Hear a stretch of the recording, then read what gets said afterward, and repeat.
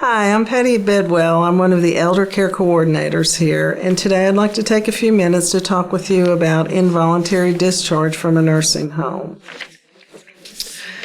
Sometimes residents will receive notice that they need to leave the facility. And I want to let you know there are only 6 reasons that the state or the federal government allows for a person to be discharged against their will from a facility. And I want to talk to you about what those 6 reasons are. First reason, the discharge may be necessary to meet the resident's welfare, and the resident's needs can't safely be met in the facility. Now, what that really means is that either the resident has gotten better to where they no longer need the services that the facility provides, or maybe their condition or their behavior, or they have something going on that the facility is not able to manage, and so they must go to a different setting to where they can receive the care that they need. Another reason pretty much the same as what it sounds like, is the resident's health has improved and they no longer need the services provided by the facility. The third reason, the safety of individuals in the facility is at risk. It may be that there's a number of reasons that could occur. It may be that maybe a behavior has escalated. Maybe, again, they need a different level of care. The health of individuals in the facility would be endangered. That's another reason that they give for discharging residents from a facility.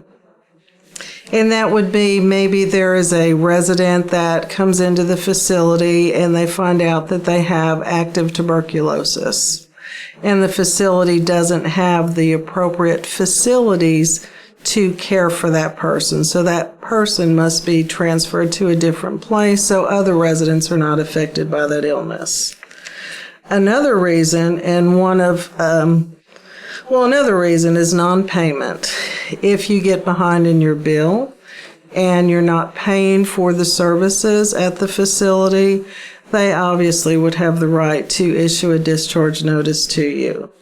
The last reason is that the facility ceases to operate. Of course, you're going to be discharged if something like that occurred. Before a person, though, can be discharged from a facility, they have to be given written notice. The written notice must be given to them 30 days before the discharge is expected to occur.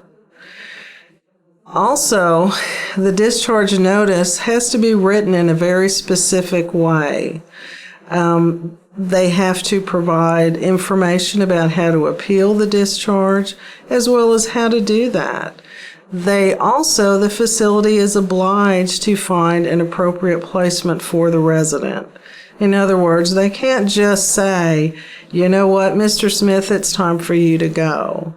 They have to have a safe and appropriate location for you to discharge to. And that discharge location can't be somewhere like a hospital. That's not a long-term placement for a resident. The discharge notices, once they are sent out, it also will, as I said, it will give you information on how to appeal that discharge.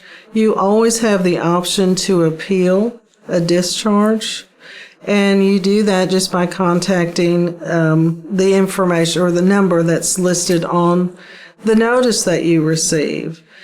That will set up a discharge hearing, and you'll be notified as to when that will occur. And it's usually, within 30 days before that 30-day period has expired. If you have appealed the discharge, you can't be discharged. That stops all the discharge proceedings until the appeal is heard.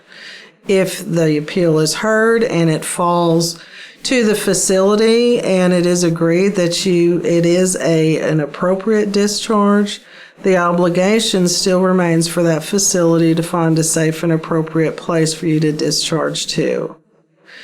If you get one of these letters, please notify us. Let us know what's going on so we can help. If you have any questions about this, please feel free to contact our office at any time. Thank you so much for your time.